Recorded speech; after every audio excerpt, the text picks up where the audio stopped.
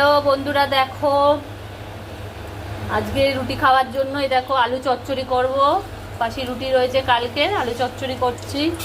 কড়াই একটু কালো জিরে ফোড়ন দিয়ে দিলাম। এই যে শুকনো লঙ্কাগুলো এবার দেবো। ফাটছে, ঠিক আছে, পটপট করে ফাটছে। এবার আলুগুলো তুলে দিচ্ছি। দেখো আলুগুলো তুলে দিলাম।